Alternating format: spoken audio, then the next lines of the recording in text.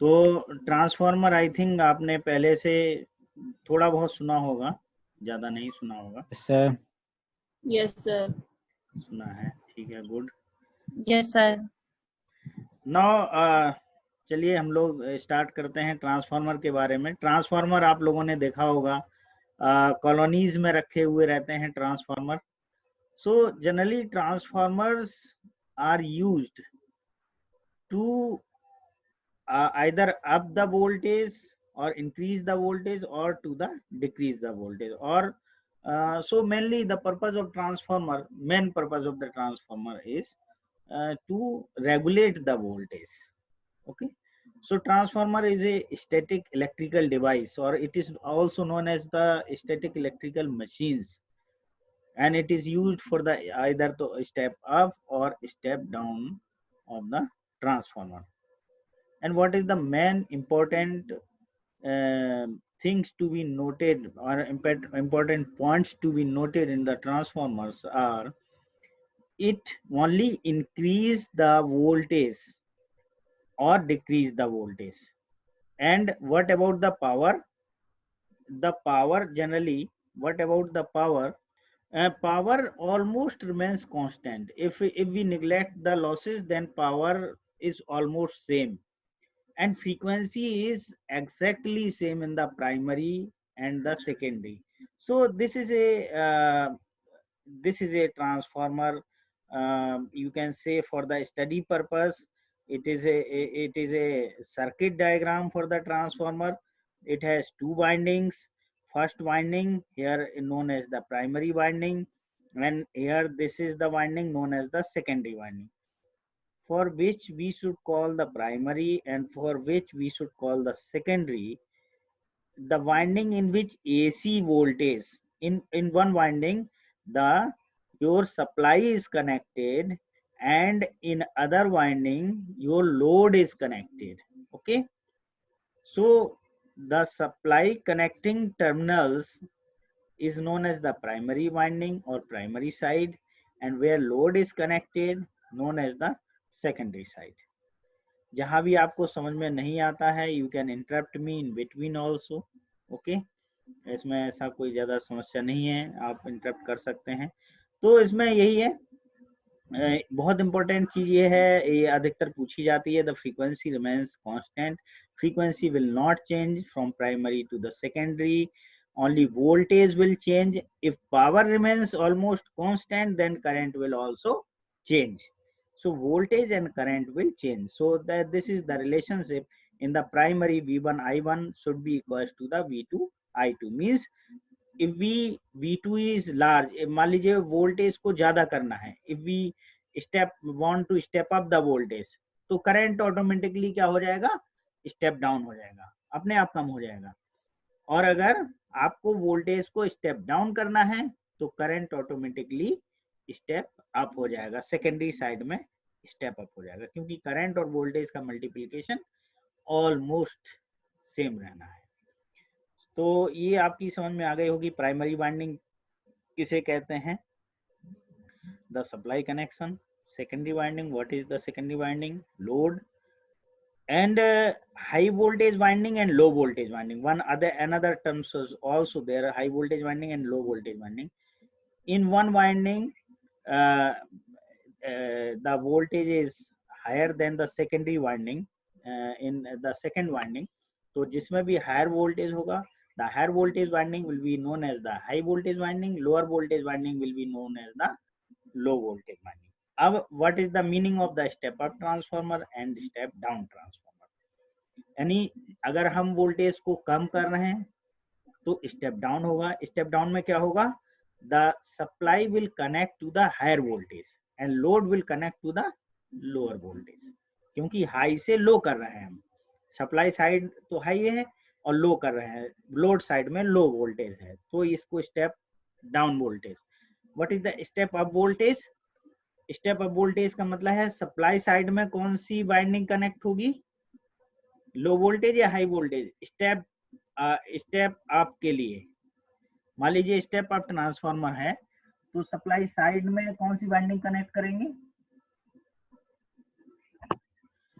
The supply side में आपकी लो winding connect लो होगी और लोड साइड में हाई वाइंडिंग कनेक्ट होगी, तो उसको स्टेप आप ट्रांसफार्मर कहेंगे। अब ट्रांसफार्मर का थोड़ा कंस्ट्रक्शन में आ जाइए कि two types constructional point of view से it is of the two types transformer. One is the shell type A is the cell type transformer and B is the A is the core type transformer and B is the cell type transformer. Core type transformer and cell type transformer.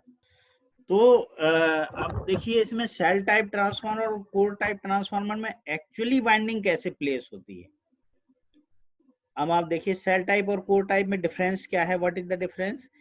इसमें आप देखेंगे to limbs are there, एक ये है vertical limbs, एक ये है vertical limbs, ये कोर टाइप है, ये सेल टाइप है। सेल टाइप में देखिए इसमें दो सेल हैं, एक ये गोला सा बना हुआ है, एक ये बना हुआ है with three limbs A B C, इसको मिडिल लिम्ब बोलते हैं जिसपे बाइंडिंग बंधी हुई होती है, और इस ये अलग अलग दो लिम्ब है।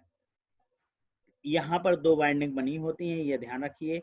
ऐसा नहीं कि इसमें प्राइमरी वाइंडिंग ही होगी, इसमें देखिए दोनों ही वाइंडिंग बनी होती हैं।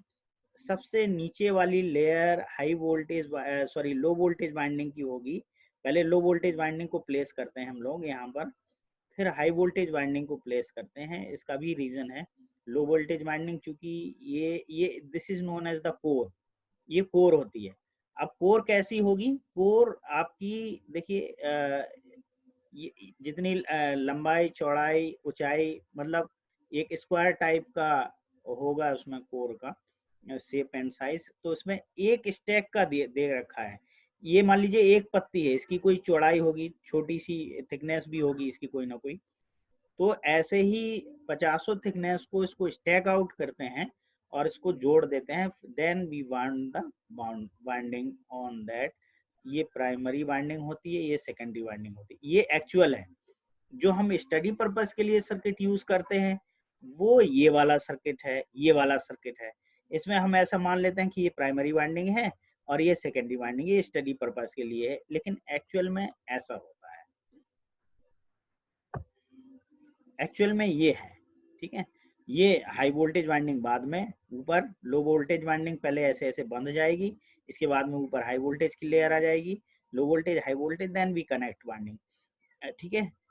ये लेकिन ये वाली जो बाइंडिंग होती है सेल टाइप में, ये देखिए कि हाई वोल्टेज बाइंडिंग आप देखेंगे ऊपर है, पहले हाई वोल्टेज होगी, फिर लो वोल्टेज होगी, फिर हाई वोल्टेज होगी, ऐसे ही लो वोल्टेज होगी, फिर ये ऊपर सबसे ऊपर लो वोल्टेज वाइंडिंग है ना, ये आपकी दिख रही है लो वोल्टेज वाइंडिंग, ये भी लो वोल्टेज वाइंडिंग है। जो ब्लैक है ये हाई वोल्टेज वाइंडिंग्स है, फिर लो वोल्टेज वाइंडिंग है, फिर हाई वोल्टेज वाइंडिंग है, फिर लो।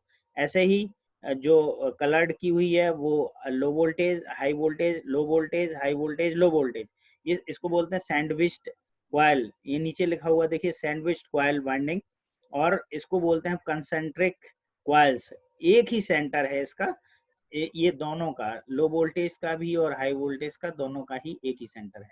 अब इसमें मटेरियल कोर का क्या रहता है, what is the material use. Generally देखिए जो मटेरियल होता है वो कौन सा हम यूज करते हैं, मटेरियल्स जो यूज करते हैं वो मैग्नेटिक मटेरियल ही होना चाहिए। And you know that magnetic materials iron steel इस तरीके का, जो सिलिकॉन स्टील का जनरली मटेरियल्स हम यूज करते हैं। और इसको जो आजकल मटेरियल यूज करते हैं that is known as the cold rolled grain oriented silicon steel laminations. तो ये CRGO मटेरियल यूज करते हैं। इसका खास बात क्या है कि इसकी जो करंट लेने की क्षमता है, एक्साइटेशन करंट लेगा, ये बहुत कम करंट लेगा, तो हमारा लॉसेस बहुत कम होगा, मैग्नेटाइजिंग करंट कम लेगा ये, ठीक है। दूसरा है इसका जो हिस्टेरेसिस कर्व बनता है, हिस्टेरेसिस और एडी करंट लॉस आप लोगों ने पहले ही सुना होगा नाम, एडी करंट लॉस और हिस्टेरेसिस लॉस। ट्रांसफार्मर में देखिए दो तरीके के लॉस होते हैं। वाइंडिंग में लॉस होगा, तो एक वाइंडिंग में लॉस होगा और दूसरा होगा कोर में लॉस। तो वाइंडिंग में लॉस को बोलते हैं वाइंडिंग लॉस, और जो कोर में लॉस जो भी होता है उसको हम बोलते हैं कोर लॉस। वाइंडिंग लॉस हो गया और ये हमारा कोर लॉस हो गया, दो लॉसेस होते हैं। तो ये जो भी लॉसेस हमारे रहते हैं इसमें, इसको हमारे कम करना है। तो कोर लॉस को कम करने के लिए हम क्या करते हैं, जो लैमिनेशंस है, जैसे मैंने बोला कि लैमिनेट करते हैं कोर को, तो वो एडी करंट लॉस को कम करने के लिए करते हैं।